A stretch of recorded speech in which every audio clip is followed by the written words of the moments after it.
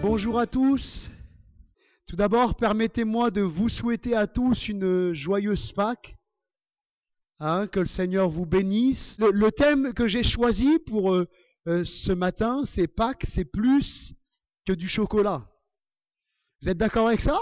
Pâques, c'est plus que du chocolat. Ce matin, ceux qui sont... on va voir au travers de quelques chants, quelques textes bibliques, un peu la signification de Pâques. Qu'est-ce que vraiment Pâques? Et je suis sûr, si on faisait un sondage auprès des habitants de Beaune et qu'on demandait que signifie Pâques pour vous, je suis persuadé qu'on aurait des réponses diverses et variées. Certains diraient c'est la fête du chocolat. D'autres diraient c'est la chasse aux œufs avec les enfants dans le jardin. D'autres que c'est une fête commerciale. D'autres diraient c'est une fête religieuse dont j'ignore la signification. Ou une fête où le lendemain on travaille pas, on bosse pas. Et ça c'est vraiment cool d'avoir un jour férié dans la semaine. Chacun pourrait dire un peu sa signification de Pâques. Mais au fond, vraiment, Pâques, c'est quoi? Qu'est-ce que ça symbolise? Quel impact la fête de Pâques a et peut avoir dans ta vie, dans notre vie? Si la fête de Pâques existait avant Jésus, c'est parce qu'il s'agit d'une fête que Dieu a instaurée pour le peuple juif, le peuple d'Israël. La fête de Pâques, c'est la fête de la liberté. La fête de Pâques, c'est la fête juive que Dieu a instaurée, comme je le disais précédemment, et c'est la fête de la liberté. C'est la fête où Dieu va véritablement libérer son peuple. Et j'aimerais lire ensemble avec vous, faire une première lecture dans Exode au chapitre 12, et à partir du verset 1er. Exode chapitre 12, verset 1er, alors c'est facile à trouver, c'est le deuxième livre de la Bible. Exode chapitre 12, à partir du verset 1er. Et nous allons voir un peu plus en détail ce que déjà ce chant peut nous laisser paraître sur la venue de Moïse. En tout cas, Dieu envoie Moïse pour libérer le peuple hébreu. Exode chapitre 12, versets 1 à 7. L'Éternel dit à Moïse et à Aaron dans le pays d'Égypte, « Ce mois-ci sera pour vous le premier des mois. Il sera pour vous le premier des mois de l'année. Parlez à toute l'assemblée d'Israël et dites, le 10e jour de ce mois, on prendra un agneau pour chaque famille, un agneau pour chaque maison. Si la maison est trop peu nombreuse pour un agneau, on le prendra avec son proche voisin. Selon le nombre des personnes, vous compterez pour cet agneau, d'après ce que chacun peut manger. Ce sera un agneau sans défaut, mâle, âgé d'1 an. Vous pourrez prendre un agneau ou un chevreau. Vous le garderez jusqu'au 14e jour de ce mois, et toute l'assemblée d'Israël l'immolera entre les 2 soirs. On prendra de son sang, et on en mettra sur les poteaux et sur le linteau de la porte des maisons, où on le mangera. Ensemble, allons au verset 11. Au verset 11, donc, il est dit, quand vous le mangerez, donc l'agneau, vous aurez vos reins sains, vos souliers aux pieds, et votre bâton à la main, et vous le mangerez à la hâte, c'est la Pâque de l'Éternel. Cette nuit-là, je passerai dans le pays d'Égypte, je frapperai tous les premiers-nés du pays d'Égypte, depuis les hommes jusqu'aux animaux, et j'exercerai des jugements contre tous les dieux de l'Égypte. Je suis l'Éternel. Le sang vous servira de signe sur les maisons où vous serez. Je verrai le sang, je passerai par-dessus vous, et il n'y aura point de plaie qui vous détruise quand je frapperai le pays d'Égypte. Vous conserverez le souvenir de ce jour et vous le célébrerez par une fête en l'honneur de l'Éternel. Vous le célébrerez comme une loi perpétuelle. Amen. La fête de Pâques, c'est premièrement de l'esclavage à la liberté. Nous voyons ici un peuple qui est esclave des Égyptiens, qui est soumis au coup, qui souffre dans ce pays d'Égypte. Au verset 17 du texte que nous avons lu, Dieu va dire, vous observerez la fête des pains sans levain, car c'est en ce jour même que j'aurai fait sortir vos armées du pays d'Égypte. Pâques, c'est le moment où Dieu fait sortir le peuple hébreu de l'esclavage de l'Égypte vers la liberté.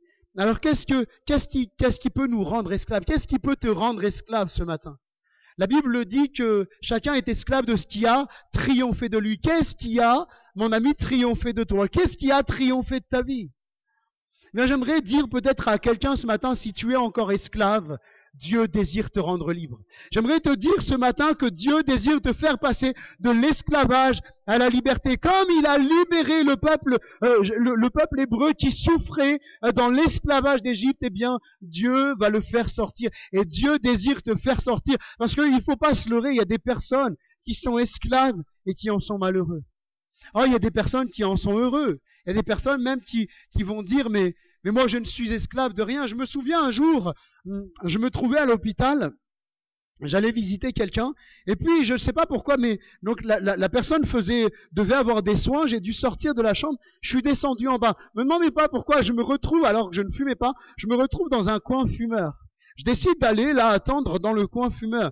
Et puis je commence à parler avec une personne. Et je dis à cette personne, mais vous savez que Dieu est venu pour libérer les êtres humains de l'esclavage du péché. Je dis, mais moi je suis esclave de rien. Avec la cigarette à la main, je suis esclave de rien. Et je regarde la personne avec beaucoup de compassion parce qu'elle ne réalisait pas en réalité l'état dans lequel elle se trouvait. Je lui dis, mais je ne comprends pas. J'aimerais vous poser une question pour voir si vous êtes vraiment esclave. Qui tient la cigarette? Est-ce que c'est vous qui tenez la cigarette ou est-ce que c'est elle qui vous tient? Oh, j'arrête quand je veux. Je dis, pourquoi vous n'arrêtez pas? Mais c'est vrai que j'ai déjà essayé, mais j'y arrive pas. Vous voyez, chacun est esclave de ce qui a triomphé de lui. Le peuple égyptien a triomphé du peuple hébreu. Et il fallait que quelqu'un de plus fort puisse les libérer. Et c'est ce que Dieu va faire. Et j'aimerais te dire ce matin, peu importe ce qui triomphe de toi, peut-être que c'est une addiction, le tabac, la cigarette, l'alcool, peut-être certains la dépression, les envies suicidaires, la colère, je ne sais pas ce qui domine sur toi, mais je sais une chose, c'est que mon Dieu est capable de te libérer ce matin. Mon Dieu est capable de te délivrer de ce qui te tient lié, comme il a délivré le peuple hébreu. La fête de Pâques, c'est de l'esclavage à la liberté, et c'est aussi de la souffrance à la joie. Est-ce qu'il y a des personnes qui sont joyeuses ce matin? Alléluia! On est heureux d'appartenir à Jésus et on est heureux d'être chrétien. Si on t'a dit qu'être chrétien, c'était une religion fade ou austère, où on est triste, eh bien j'aimerais te dire que tu es dans le bon endroit parce que ce qu'on t'a dit est un mensonge. Alléluia! Nous sommes heureux d'être chrétiens et de croire en Dieu. Exode chapitre 3 verset 7, Dieu va dire ceci: j'ai vu la souffrance de mon peuple qui est en Égypte. Et j'ai entendu les cris que lui font pousser ses oppresseurs, car je connais ses douleurs. Oui, Dieu n'est pas indifférent à nos souffrances. Dieu n'est pas indifférent aux souffrances que tu peux traverser. Peut-être qu'il y a des choses, tu n'arrives pas à t'endormir, il y a toujours des souffrances qui te rattrapent. Certains, c'est peut-être des souffrances physiques, mais certains, c'est des souffrances émotionnelles. Et les personnes, elles avancent dans la vie, mais elles traînent des drames derrière eux. Elles ne vivent pas, elles survivent. J'aimerais te dire que Dieu a entendu tes cris. Dieu voit ta souffrance. Et ce matin, tu peux passer, la Pâque peut être pour toi de la souffrance à la joie. Tu peux délaisser ta souffrance au pied de la croix et on va voir un peu ce que Jésus a fait à la croix. Et tu peux déposer tes souffrances au pied de la croix et repartir avec la joie de Dieu dans ta vie. Ça t'est possible ce matin. Tu n'es pas né pour souffrir. Dieu ne t'a pas créé pour que tu souffres. Dieu ne t'a pas créé pour que tu sois dans la souffrance constamment. Dieu t'a créé pour que tu sois libre. Dieu t'a créé pour que tu sois heureux. Et tu sais, Jésus va dire quelque chose à ses disciples. Jésus va dire, je vous laisse ma paix, je vous donne ma paix. Et j'aimerais te dire que Dieu désire non seulement te donner sa paix, mais aussi te donner sa joie. Il y a un vieux cantique que j'affectionne particulièrement. Je suis sûr que plusieurs ici le connaissent. Ce chant nous parle de bonheur, il nous parle de joie. Et il dit, si tu veux le bonheur, le vrai bonheur, laisse entrer Jésus dans ton cœur.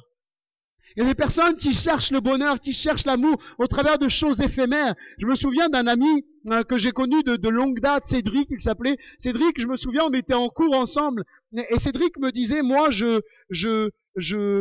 il allait souvent dans les soirées, etc. Et puis, on parlait ensemble et puis il me dit, mais moi, écoute, je suis pas alcoolique, je bois, je m'enivre, mais je suis pas alcoolique, c'est juste pour des soirées. Et je me souviens, après 2 ans, cet ami me dire qu'il savait que j'étais croyant, qu'il savait que j'étais chrétien, me dire, Johnny, mais en fait, je réalise que j'ai un vrai problème. C'est quand je suis tout seul, j'ai envie de boire. Et je peux témoigner à ce jeune et lui dire, mais tu sais, Cédric, moi, c'était pareil. Au début, je buvais qu'avec les potes du quartier. Et un jour, j'ai commencé à avoir envie de boire en dehors d'être avec les potes. Et j'aimerais vous dire que peut-être quelqu'un souffre ce matin, peut-être quelqu'un souffre et essaye de compenser par des choses. Mais le seul moyen véritablement d'être libéré de ta souffrance et de trouver la joie, c'est de venir à celui qui donne la joie, à Dieu. Et si aujourd'hui tu laissais le vrai bonheur pénétrer ton cœur, et si tu aujourd'hui capitulais devant Dieu et dis maintenant, je m'abandonne à toi, je te donne ma vie. Tu vois ce texte-là, Dieu dit, j'ai vu la souffrance de mon peuple. Oui, Dieu voit ta souffrance. J'ai entendu les cris et je connais ses douleurs. Et il est dit de Jésus prophétiquement, plusieurs centaines d'années avant la venue de Jésus, et Jésus reprendra cette prophétie en disant, je suis venu pour guérir ceux qui ont le cœur brisé. Je ne sais pas ce qui est venu briser ton cœur, peut-être un drame familial, peut-être des gens qui t'ont abandonné, mais Dieu désire te donner la joie. Ce matin, tu peux trouver la joie. Dieu pardonne par le sang. C'est le troisième point de ce grand point que j'ai vu avec vous, Pâques, la fête de la liberté. C'est que Dieu pardonne par le sang. Au verset 13 du texte que nous avons lu, c'est écrit, le sang vous servira de signe sur les maisons où vous serez. Je verrai le sang et je passerai par-dessus vous. Et il n'y aura point de plaie qui vous détruise quand je frapperai le pays d'Égypte. C'est ce que veut dire le mot Pâques. En fait, en hébreu, Pâques, c'est Pessar. Et Pessar, ça veut dire passer par-dessus. Et c'est ce que Dieu va faire véritablement. Quand l'ange exterminateur va passer pour frapper toutes les maisons des Égyptiens. Les Hébreux se trouvent en Égypte. Et une maison est frappée. Et deux maisons est frappée. Et puis trois. Et puis quatre. Et là, il y a une maison d'Hébreux. Une maison de Juifs. Et Dieu passe par-dessus. Parce qu'il voit le sang sur les linteaux, sur les poteaux de la porte. Et puis une autre maison, une autre. Mais toutes les maisons qui n'avaient pas le sang sur les linteaux de la porte étaient frappé. Et j'aimerais vous dire quelque chose, c'est qu'il n'y a pas moyen d'échapper à la condamnation de Dieu. Personne ne peut échapper à la condamnation de Dieu. S'il n'y a pas le sang sur ta vie, si Jésus, il n'y a pas le sang de Jésus sur ta vie, eh bien un jour, nous serons tous condamnés.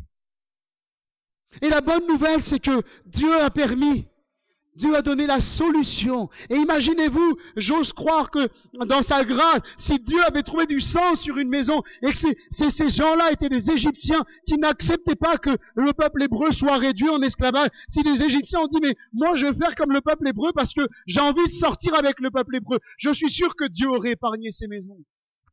Parce que c'est marqué que lorsque Dieu va faire sortir son peuple, il n'y a pas que des Juifs, il y a aussi des étrangers qui vont sortir. La grâce de Dieu, elle est pour tous. La grâce de Dieu, elle est pour toi. Ce n'est pas parce que le peuple hébreu était meilleur qu'il a échappé à la mort. Pas du tout. Personne n'est meilleur. Personne ne peut dire je suis au-dessus de quelqu'un. Mais c'est parce que quelqu'un a payé. Ici, en l'occurrence, c'est un agneau qui est mort. C'est un agneau qui a été sacrifié. Hébreux chapitre 9, verset 22 nous dit ceci. Et presque tout, d'après la loi, est purifié avec du sang. Et sans effusion de sang, il n'y a pas de pardon de péché. C'est un décret que Dieu a mis. Et il fallait, et dans l'Ancien Testament est, je dirais, rythmé au rythme des sacrifices. Il fallait sacrifier des animaux pour que le pardon des péchés ait lieu. Il fallait que, là, en l'occurrence, un agneau pur et sans tache soit sacrifié. Et moi, je connais quelqu'un d'autre qui était pur et sans tache. Un être humain qui n'a jamais péché. Un être humain qui n'a jamais fait le mal. Mais son nom et Jésus. Il fallait un seul sacrifice pour le pardon des péchés. Il fallait qu'une personne souffre. Il fallait qu'une personne parfaite meure. Il fallait qu'un jour les sacrifices perpétuels, les sacrifices qui étaient de façon régulière, stop, il fallait que quelqu'un paye. Et ce quelqu'un, c'est Jésus. Et la fête de la Pâque, c'est la fête du pardon en Jésus. Avant la venue de Jésus, pour être pardonné, le peuple juif, comme je le disais, devait faire des sacrifices d'animaux pour que le péché soit couvert, comme quelque part atténué, pour que la colère de Dieu soit temporairement apaisée. Mais chaque fois, régulièrement, ces sacrifices devaient avoir lieu, comme pour à nouveau apaiser la colère de Dieu. Mais le but de ces sacrifices, c'était déjà de nous annoncer prophétiquement que Jésus devait venir mourir à notre place. Jésus devait prendre notre place et le signe qui était le sang de l'agneau qui était mis sur les maisons est aussi un rappel qu'un jour il va falloir que celui qui est appelé l'agneau de Dieu, Jésus, meurt sur la croix. Et un contemporain de Jésus, et non des moindres, un prophète va rendre témoignage de Jésus. En voyant venir Jésus à lui, il va rendre témoignage de Jésus. Et savez-vous ce que ce prophète va rendre comme témoignage de Jésus? Ce prophète va dire, voici l'agneau de Dieu qui ôte le péché du monde. Et ce prophète, c'est Jean-Baptiste, c'est le précurseur de Jésus, celui qui a commencé à annoncer qu'après lui allait venir le Messie, le libérateur, celui qui allait prendre la place de l'humanité sur la croix du Calvaire. La première chose à réaliser, c'est que nous sommes tous condamnés à mourir. Nous étions tous condamnés à mourir. Vous voyez, il y a deux principes qui sont énumérés dans les Écritures. Premièrement, c'est que tous ont péché et sont privés de la gloire de Dieu. Dans les Écritures, il est écrit qu'il n'y a pas un juste, pas même un seul. S'il y a une personne qui se prétend parfaite, là, levez la main à votre place. Mais je suis sûr que personne n'osera lever la main. On connaît tous cette anecdote que beaucoup de pasteurs racontent. Un jour, un évangéliste passe dans une église et dit, si quelqu'un est parfait, levez la main. Et il y a un homme au fond de la salle qui lève la main. Et il y a sa femme qui est derrière, il ne le sait pas, mais sa femme qui est venue et qui lui dit, elle baisse ta main, hypocrite. Personne n'est parfait. Personne ne peut dire qu'il n'a jamais rien pensé de mal, jamais dit aucune mauvaise parole, jamais dit aucun mensonge. On s'aperçoit que dès son plus tendre jeune âge, l'enfant même est soumis au péché. Et là, ce qui est dit, c'est que tous ont péché, parce que tous ont péché, tous sont privés de la gloire de Dieu. Dieu ne peut rien accepter d'impur dans son ciel. Personne ne peut arriver au paradis en étant impur, en ayant péché, ce n'est pas possible. Et d'ailleurs, ceux qui vont se rebeller contre Dieu, ceux dont l'orgueil va grandir dans leur cœur, les anges là, Lucifer et ses anges déchus vont être sortis du ciel, jetés du ciel, parce que le ciel ne peut pas contenir une impureté. Dieu est parfait et il ne peut pas accepter une impureté dans le ciel. Et nous avons aussi cela, c'est que Dieu pose un verdict, une condamnation. Le salaire du péché, c'est la mort. Et la mort dont il est question ici, c'est la mort éternelle. Le paradis est inaccessible parce que personne d'entre nous n'est digne d'y aller. Ne croyez pas tout ce que peuvent vous dire les gens. Si tu fais ceci, si tu fais cela, tu iras peut-être au paradis. Il y a des religions qui sont partagées entre crainte et espérance. L'espérance que peut-être, s'ils font suffisamment de bonnes œuvres, ils iront au paradis, et la crainte que Dieu les sanctionne et qu'ils n'y aillent pas. Et je crois vraiment que ce qui fait la différence entre une relation avec Dieu et une religion, c'est que quand on vit une relation personnelle avec Dieu, nous savons où nous allons passer l'éternité. C'est une question qu'il faut se poser, que chacun d'entre nous doit se poser. Cher ami, la question que tu dois te poser ce matin, c'est si je meurs aujourd'hui, où est-ce que va mon âme? Le corps un jour va mourir. Et un jour, nous quitterons cette terre. Mais il est important de ne pas quitter cette terre sans savoir où tu vas. Il te faut savoir où tu vas. Et le triste constat que la Bible fait, la réalité, c'est que personne n'est parfait et personne ne peut aller au paradis, qu'on est tous condamnés à l'enfer. Et l'enfer, ne croyez pas ceux qui vous disent que c'est un endroit où, si par exemple tu étais un danseur sur la terre, tu vas danser dans l'enfer. Si tu étais peut-être un buveur sur la terre, tu vas être dans l'enfer et tu vas boire constamment. Non, l'enfer, c'est un lieu de tourment, c'est un lieu de souffrance. Et d'ailleurs, un homme va y aller. Jésus va nous décrire cet homme. Un homme, après sa mort, va y aller. C'est un homme qui est décrit dans la Bible comme un homme riche qui ne se préoccupait pas de Dieu. Et un homme va aller auprès d'Abraham dans le ciel, dans le paradis. Et Jésus va nous décrire la situation de cet homme. Cet homme riche qui va dire, mais Père Abraham, envoie Lazare pour qu'il trempe son doigt dans l'eau et qu'il me rafraîchisse. Et vous voyez le constat que va faire cet homme. Triste constat. Et j'aimerais que personne au seuil de ta vie ne soit arrivé à faire ce constat lorsque tu vas franchir l'éternité. Cet homme va dire, je souffre cruellement dans cette flamme. L'enfer est un lieu de tourment. Et je ne souhaite à personne d'y aller. Même Dieu n'a pas prévu l'enfer pour les êtres humains. Parce que Dieu va dire que l'enfer a été créé pour le diable et ses démons. Dieu n'a pas créé l'enfer pour l'être humain. Et pourtant, il y a une réalité. C'est que tous ceux qui n'ont pas été pardonnés de leurs péchés ne peuvent pas aller au paradis. Dieu sanctionne le mal et il fallait que quelqu'un paye. Dieu sanctionne le mal. Certains diront, mais vous l'avez tous entendu au moins une fois. Les chrétiens qui parlent de Dieu autour d'eux, ils ont tous entendu au moins une fois si Dieu existait, je vous laisse le dire, c'est le grand blanc, ça me permettait de boire, mais c'est pas grave. Vous voulez que je me dessèche, c'est pour ça. Si Dieu existait, il n'y aurait pas toutes ces guerres, il n'y aurait pas tous ces crimes, il n'y aurait pas tout ce qui se passe. Mais en réalité, on ne voit pas encore les faits, mais pourtant Dieu sanctionne le péché. Certains disent, non mais attendez, quand même, Dieu sanctionne le péché, mais Dieu est un Dieu d'amour. L'évangile, c'est pas un évangile à l'eau de rose. Ce que Jésus là annonce, ce que Jésus est venu faire, c'est pas quelque chose avec lequel on peut jouer. On rigole pas avec le salut. Et Dieu sanctionne le péché. Dieu est un Dieu d'amour, c'est vrai. Dieu nous aime tous. Mais Dieu est un Dieu juste. Imaginez-vous quelques instants. Il y a des parents dans la salle, levez la main un peu que je vois. Qui a des enfants ici dans ce lieu? Levez la main. Ok, il y a beaucoup de personnes qui ont levé la main. Maintenant, imaginez que des familles arrivent au tribunal parce que un meurtrier a tué leurs enfants. Un meurtrier a tué.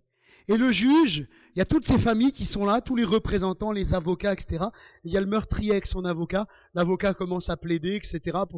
pour le meurtrier, pour son client. Et puis le juge dit, bon, j'ai bien réfléchi, après délibération, comme je suis un juge bon et un juge rempli d'amour, monsieur, c'est vrai que vous êtes coupable, vous êtes destiné normalement à aller en prison, mais je vous laisse partir. Les familles crieraient certainement à l'injustice et elles auraient raison. Elles diraient, mais cet homme, vous dites qu'il est coupable et vous le laissez partir. Non, mais je suis un juge qui est bon, moi. Je suis rempli de miséricorde. Allez-y, partez, monsieur. Il n'y a pas de raison pour laquelle je peux vous libérer, mais je vous renvoie libre. Ça serait complètement cruel pour les familles, on est d'accord. On attend du juge qu'il sanctionne un fait, qu'il sanctionne un crime, qu'il sanctionne un méfait. Et on attend de Dieu qu'il soit amour et qu'il pardonne tout et qu'il ne condamne pas le péché. Oui, Dieu condamne le péché. Dieu sanctionne le péché. Dieu ne peut pas laisser le mal impuni. Et il fallait que pour que nous puissions être sauvés, que quelqu'un paye. Et si on suit le principe divin, il fallait que ce soit une victime parfaite, sans défaut. Et le seul qui n'ait jamais péché, comme je le disais tout à l'heure, le seul qui est sans défaut, l'agneau de Dieu pur et sans tache, il porte un nom, et son nom c'est Jésus. Et Jésus, ça veut dire Yehoshua en hébreu, et Yeshua, ça veut dire Dieu sauve. Oui, Dieu sauve. Et Dieu désire te sauver, mon ami, ce matin. Jésus est mort à notre place. Jésus est mort à notre place et ce n'est pas simplement les évangélistes, les personnes qui ont côtoyé Jésus, ce n'est pas simplement les apôtres qui vont en témoigner, mais c'est un homme plus de plusieurs centaines d'années avant qui va prophétiser sur ce que Jésus va faire. Et vous trouvez cette référence dans Ésaïe chapitre 53 et au verset 5. Le prophète Ésaïe va dire, mais il était blessé pour nos péchés, brisé pour nos iniquités.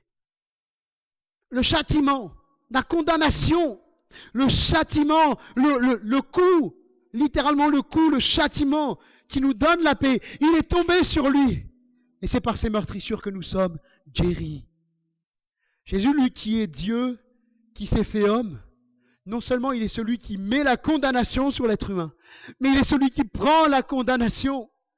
Le seul moyen pour aller au paradis et ne pas aller en enfer, il n'y en a pas 36, c'est d'avoir Jésus dans son cœur, d'avoir une relation personnelle avec le Christ, celui qui est mort sur la croix pour nous pardonner. Jésus a été ensanglanté, on l'a frappé, on l'a mis presque nu, on a craché sur lui, on lui a mis une couronne d'épines, le sang a coulé de son corps. Et tout ça, pourquoi? Pour toi et pour moi, pour le pire des criminels, pour le pire des bandits, Jésus est mort. Et même si tu dis, moi je suis pas un bandit, même si tu dis, je suis pas un criminel, Jésus est mort pour toi.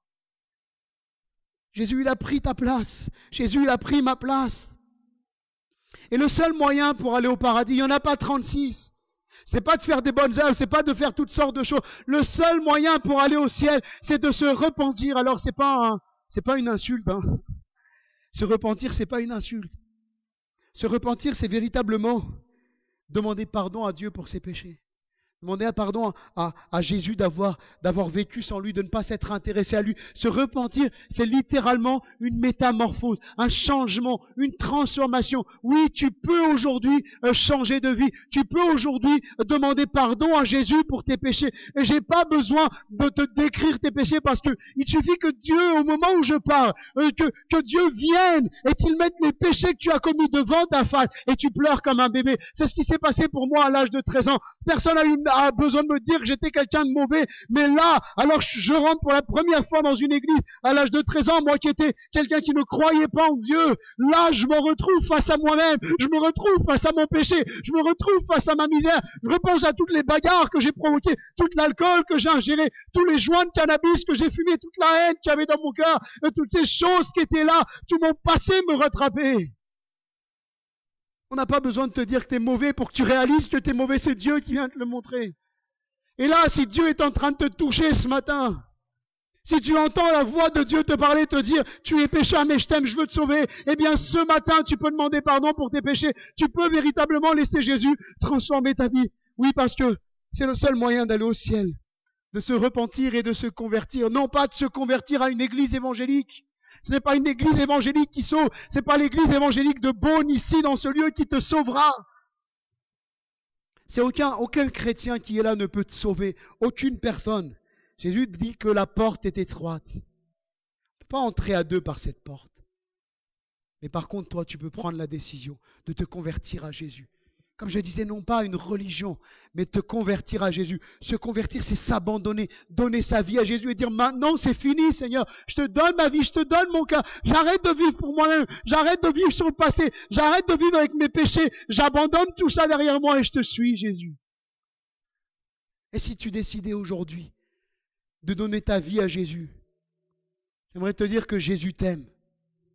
Jésus t'aime plus que même toi tu ne peux t'aimer. Jésus t'aime même plus que ta famille, tes parents ne peuvent t'aimer. Jésus t'aime, Dieu t'a tellement aimé. Et la bonne nouvelle de Pâques, c'est que Jésus n'est pas resté au tombeau. Jésus, voilà pourquoi dans ce lieu, nous ne représentons pas la croix avec Jésus dessus, parce que Jésus n'est pas resté sur une croix, il est ressuscité. Alléluia, il est sorti du tombeau et il est vivant à jamais. Oui, Jésus est sorti du tombeau et nous allons le voir. Et ce sera le dernier point de ce message. Jésus est sorti du tombeau et il est vivant. Alléluia. Oui, Jésus est sorti du tombeau. Et la Pâque, nous avons vu en premier point que la Pâque, c'est la fête de la liberté. Nous avons vu également que Pâques, c'est la fête du pardon en Jésus. Oui, parce que le vendredi, ou la veille, selon les interprétations, Jésus a été crucifié et nous a pardonné en Jésus. Et 3 jours après, il est ressuscité et il est vivant encore aujourd'hui. La Pâque, c'est la fête de la vie éternelle. Il est ressuscité car la mort est moins forte que la vie. Alléluia! La mort est moins forte que la vie. Jésus, la mort n'a pas pu le retenir. Pourquoi? Parce qu'il est la vie. Jésus va dire dans l'évangile de Jean, au chapitre 14 et au verset 6, « Je suis le chemin, la vérité et la vie. » Il n'y en a pas d'autre. Il est la vie et le seul moyen d'avoir la vie éternelle, c'est de venir à celui qui donne la vie éternelle, à Jésus. La mort ne pouvait pas le retenir. Les Écritures disent, « Mais mort, où est ton pouvoir ? Mort, où est ton aiguillon ?» La mort n'a pas pu retenir Jésus. Il est sorti du tombeau. Et ce matin, il peut te donner cette puissance de vie qui est capable de restaurer ce qui est mort en toi. Il y a des gens qui sont là sur cette terre, qui ne vivent pas mais qui survivent. Moi, je me souviens de personnes que j'ai vues dans mon entourage, dans mon quartier, tenter de mettre fin à leur jour dans des cages d'escalier, insalubres, parce qu'ils en avaient assez de la vie. Ils n'en pouvaient plus de la vie. J'aimerais te dire peut-être que si tu te sens mort à l'intérieur de toi, Jésus désire ressusciter ce qui est mort. Jésus désire te donner la vie et la vie en abondance. Il est ressuscité parce que la mort est moins forte que la vie. Oui, Jésus est la vie et l'auteur de la vie. Il est ressuscité pour nous donner une vie nouvelle. La Bible dit que si quelqu'un est en Christ, La question à se poser, mon ami, ce matin, c'est est-ce que tu es en Christ? Est-ce que tu appartiens à Jésus? Si quelqu'un est en Christ, il est une nouvelle créature. Les choses anciennes, elles sont passées. Toutes choses sont devenues nouvelles. Oui, Jésus a fait toutes choses nouvelles. Il est ressuscité pour te donner une vie nouvelle. Parce que s'il était mort, la Bible dit, s'il n'était pas ressuscité, notre foi serait vaine. C'est ce que dit les Écritures, notre foi serait vaine. Mais Jésus n'est pas un simple fondateur de religion qui est venu, qui est né, qui a vécu, qui a dit des bonnes paroles, qui est mort et c'est terminé. Jésus, il est ressuscité. Et encore aujourd'hui, il vit. Et aujourd'hui, par son esprit, il est là dans ce lieu. Et si tu lui parles, si tu lui demandes pardon, si tu lui donnes ta vie, il est là. Et moi, je suis sûr qu'en un instant, tu peux sentir quelque chose se passer dans ton cœur. Jésus qui vient visiter véritablement ton cœur. Il est ressuscité pour nous donner une vie nouvelle. Voilà pourquoi Jésus est ressuscité. Il est ressuscité pour nous donner une vie nouvelle. Et vous voyez, l'apôtre Paul va donner cette image. Il va dire, nous avons été baptisés en sa mort.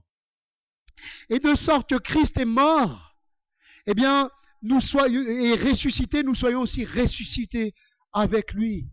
C'est pour ça que nous baptisons par immersion. Ce baptême par immersion est symbolique, il nous montre la mort. Nous sommes morts au péché, à notre ancienne vie, elle est derrière nous. Quand on ressort de l'eau, c'est comme une résurrection. C'est un symbole, bien sûr, hein, mais c'est une résurrection. Nous sommes ressuscités avec Jésus. Les choses anciennes, elles sont passées.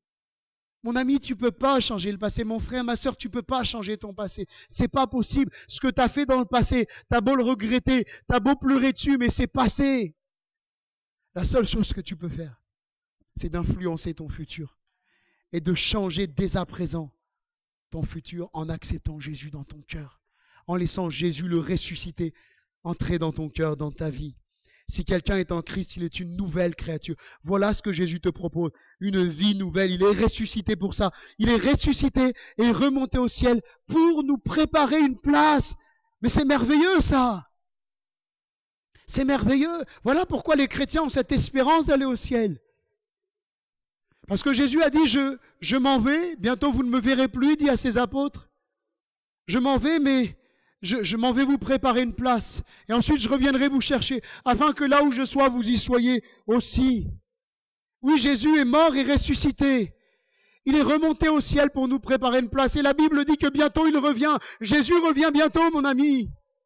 Est-ce que tu seras de ceux qui partiront avec l'Église, avec l'ensemble des croyants qui ont accepté Jésus dans leur cœur, qui sont nés de nouveau, qui vivent avec Jésus? Parce que quand je parlais de ressusciter pour avoir une vie nouvelle, Jésus a rendu l'impossible possible. C'est pas possible d'avoir une nouvelle vie, à part sur les jeux vidéo quand on prend les manettes là, puis qu'on meurt et on recommence. À part ça, c'est pas possible. À part ça, c'est pas possible. Mais Jésus a dit à un moment, il faut que l'homme naisse de nouveau. Si quelqu'un ne naît pas de nouveau, il ne peut voir le royaume de Dieu. Tu ne peux pas entrer dans le paradis avec tes propres efforts. Mais Jésus est mort pour te donner une vie nouvelle. Et pour tous ceux qui croient, eh bien, il revient les chercher. Jésus revient. Est-ce que tu seras de ceux qui partiront avec Jésus? Comme Paul le dit, l'apôtre Paul avait cette espérance de son vivant. Il ne l'a pas vu de son vivant, mais son espérance était nous les vivants. Et il y a cet enseignement qui est encore pour nous aujourd'hui, les croyants. Nous les vivants, nous serons emmenés dans les airs à la rencontre du Seigneur. Oui, Jésus revient. Il revient chercher son Église. Et j'aimerais tellement que tu en fasses partie. J'aimerais tellement que tu rencontres l'auteur de la joie, que tu repars de ce lieu. Peut-être que tu as oublié la moitié de ce que j'ai dit, même la totalité. Et tiens pas, l'essentiel c'est que tu repartes avec Jésus dans ton cœur. Jésus désire te changer. Et ce n'est pas une religion qui peut te sauver. Ce n'est pas tes parents qui peuvent te sauver. Personne ne peut te sauver. Le seul qui peut te sauver, mon ami, c'est Jésus. Et Jésus te cherche. Jésus désire que tu fasses partie de ceux qui un jour iront au paradis. Il nous prépare une place dans le ciel. Et bientôt nous serons avec lui.